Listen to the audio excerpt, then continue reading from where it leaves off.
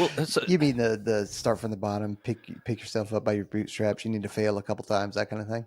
well, if for 4 years these people in college are not serving our country, they're just not. And so like we're wasting 18 to 22-year-olds time send them to college. Like, and I'm not saying they're not going to do good things later on, but it's just like, what more could we get out of them? What more could they actually learn about the military, about service, about how things operate and run? Just coming straight out of high school or whatever they're doing and joining up as an enlisted person. Like that's the type of education that we need. Like it just doesn't seem very focused on the mission to send people to college first. Like, let's Well, focus on the mission. and what about the concept and taking a stepping outside the military? What about the concept of you go to college, get your bachelor's, you remain, get your master's, and then you Here we turn go. right around and become a teacher or a professor, That's a good way to not understand how anything works in this right? world and Who to who actually think you're smart. and who is more educated? And I use the term, in quotes, educated, right?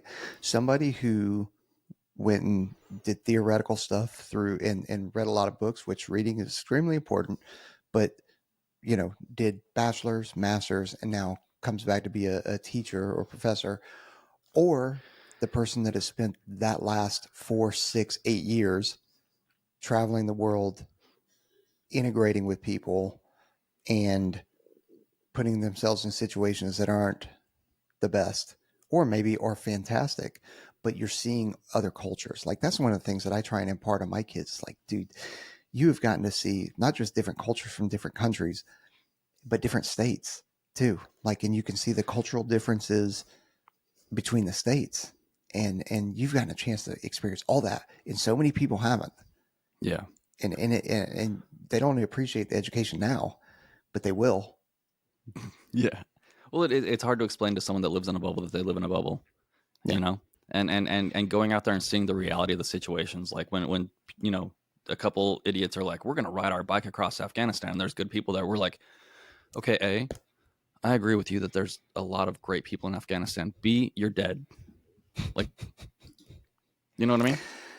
Like, like Oh they're like boy. like, and they make all these assumptions. But like when some of these academics will be like, well, you guys must hate a certain Muslims or whatever it is. And it's like, no. Like some of the very best people I've met in my life have been like the Afghans or some of the other Middle Eastern folks that I've met and worked with. Not to mention the Europeans and the Mm-hmm. Africans and all these other people that we've met. But people are people. There's good people and there's bad people. That's like saying like I think a lot of the people on the south side of Chicago are probably fantastic people. And if I went there during the day with security and I got to hang out with them, it would be awesome. But I'm not walking through there in the middle of the night and thinking that a few rounds aren't going to come my way. Like that's just not based in reality. How much of this divide though is just social media and the media actually propping it up? Yeah, a lot. Yeah. Yeah. Yeah. So but like that's the thing is like I don't know. Like why is there such a divide between like the officers and the enlisted right now? Like what is the And is point there? of Is of there? Well, I well I mean, just we already know there is pay wise, right? yeah. Um, Well, don't get me wrong. Like the legal responsibility on officers is different, and the higher up you go, the easier it is to get fired in theory, and all these other things. you But think so? I don't know. Well, see, that's the problem. That's I another problem that we have is accountability and being willing to just get rid of people. so I agree that I think it's real easy to get fired if you're 06 and below. Okay. I think that's easy. Like, yeah, you're relieved. Done. We've already seen it. We've seen 06s and 05s get canned. Like first All seemingly over. like what did this person do? Well, just don't disagree with civilians. Okay. Yeah. Don't do it. At the same time, we've also seen chiefs who one has agreed to come on um, here pretty soon that have been fired for no reason. So 06, E9, easy to fire. You Right. start going into the 07 and above, it is more of a resign in lieu of, or Right. resign in lieu of getting fired, or hey, we're just going to let you retire. And because folks that don't know this, when I retire, okay, yeah, I'm a chief. When I retire, I'll be a mister. When um, an O 06 retires, they're going to be a mister. If you're a general officer or a GO, you are always a general officer, always, even after retirement. Gross. Yeah, I see it a lot in Nellis, right? And they have so much power even after retirement. Yeah. It's wild to see. Yeah, and I'm not, it's hard, right? Because obviously I've met geos that I really, really like, Oh yeah, and all these other things. But like, I guess, I'm here complaining about the officer enlisted thing, but like, I think also at the same time, I would like the reason I want to get rid of E8s and chiefs is I want that delineation of responsibilities to be more clear. And we complain about it all the time. Like enlisted folks don't, if they don't get degrees, like it's fine because their degree is in what they do. Like when you have that salty E6 E7 that can go out to that plane, that maintenance guy that knows the checklist, still runs the checklist, can make it as efficient as possible, and it can also train these new folks in the most efficient way possible on how to do it, and can like knock those birds out and get them back flying as fast as possible. Like that, what does that have to do with English lit? Nothing. no, you're exactly right. But I will say, enlisted have got to step up their game. If we're going to sit here and we're going to complain about, um, different officer tiers and that kind of stuff, and the pay and all that kind of stuff, that means enlisted have got to get their shit together. Yeah, I mean, Like, because for as many as we see that are solid, there are just as many that are complete freaking knuckleheads. And I'll say that about Chiefs too. I listen. I said it on here, dude. I No one hates Chiefs more than I do, right? I like Chiefs are infuriating, yeah, and they bug the absolute shit. I mean, there's absolutely some good ones out there for sure. In fact, probably most of them are good, but a lot of them are tired. mm-hmm. They are burnt out. They are stuck in their ways, and or maybe they're acting as gatekeepers. And some people are retired on active duty, and it's like, so that's one of the good things about the indefinite reenlistment. That's huge. That way, if you do decide at some point and you're cognizant enough to go, okay, I'm retired on active duty or I'm burnt out, it's time for me to go, that's great. They're no longer stuck. The other part of that, which hasn't been enacted yet, and I don't know if it's public knowledge, but I'm going to say it anyway, Oh something no. that the Chiefs group is actually working on is because a chief can just stay in until 30, whether they are retired or retired on active duty or whatever. Like they could be Yeah. a terrible chief and they are allowed to stay in. Why? They're going, well, that's what I'm saying. They're about to do away with it. And I forget what it's called, but I just found out about. They're trying to get it written into policy where a commander can just go like, how we have don't retain, do not retain, Mm-hmm. where they're going to have that for chiefs. So That's good. that's what they're trying to push through the AFIs right now. Hopefully it goes because there's plenty of chiefs and they get the hell out and finally retire. Beat it, nerds.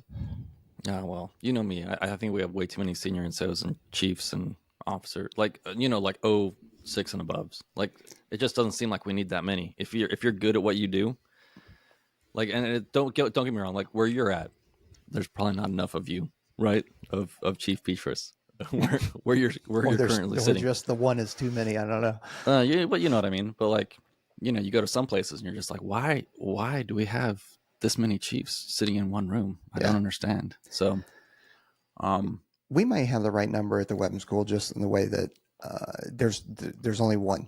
Like, but we're a group and all the other squadrons, they're squadrons and they're small squadrons though, so they're not massive. I think maybe having seniors at them would be nice.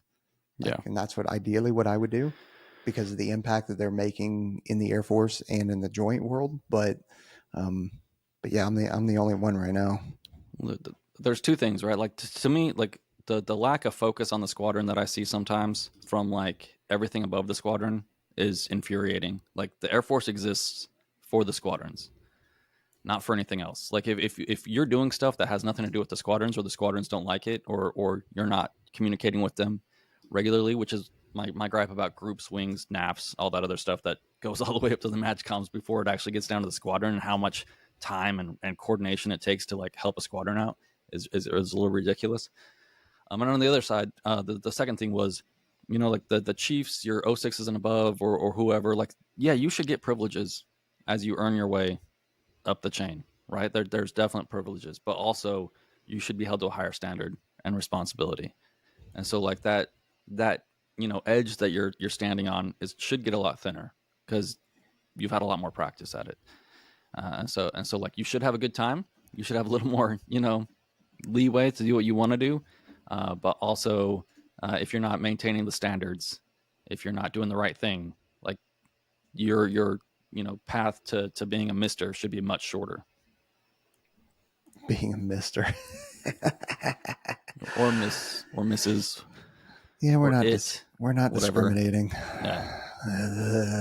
If you want to be a plural, that's fine. It's not. It's made up. That one sentence right there. I didn't even say the actual words though. I didn't. No, that's true. Anyway, you got anything else on that? I don't think so. I'm looking forward to the feedback. Most of the time when I come on here and I want to fix the IFT or I want to fix ANS, it's a little tongue in cheek, right? And this is me fixing the Air Force. And part of this is I would like to get feedback for my own edification, right? Like maybe I don't understand the service academies. Maybe the investment is worth it. Well, it's not. But there's probably a lot of goodness that I'm just not tracking. But yeah, I want to start a conversation. No, I think it'd be good. Yeah, and you're right. After that last fixing the IFT, that got a lot of feedback. A lot of feedback, and not just feedback from potential recruits or people in the pipeline and stuff like that, but current team dudes were pretty active responding to that, which is good because it's good feedback. I got some really fun text messages after that I bet one. you did. Yeah. So that's what I'm here for. But like, if we're not trying to make things better, what are we doing? Honestly, 100% agree. We're supposed to, and that's why. And that's one of the problems with Chiefs is they get stuck in their own ways. They really do because they've seen all the change.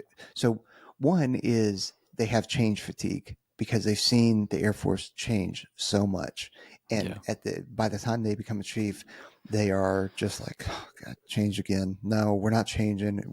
This is how we're doing it. This is the way we've always done it. We're not changing. The other ones are stuck in their ways. Like, to give you an example, if I were to go be a command chief, I have to go do a tier one command chief gig, which is a small wing, right? The 57th wing on Nellis and the 99th wing on Nellis is, because Nellis has two wings, is a tier 2. So I couldn't, even though I know Nellis and I know the 57th wing inside and out and all the organizations and I know all the people, I cannot, because the Chiefs group says I cannot just go from where I'm at now up to the wing, even if that commander wanted to hire me. They would not allow it. They would say, nope, you need to go to a different base. You need to go to a small wing, and then you can apply to come back because I need to check the box. That's so dumb. Because you haven't chiefed. You haven't chiefed at this level yet. Yeah, it's like, really? What? Huh? You're right. So give me 90 days and I'll figure it out. Yeah. Like, yeah. You telling me that something that a command chief at a tier 2 or a tier 3, I'm sure at a tier 3 at a Magicom level, that's a whole nother animal. Like, I'll no way am I trying to do that. But you trying to tell me that I couldn't jump right into a wing that I'm already a part of? Correct. Like, come on. You're a terrible chief.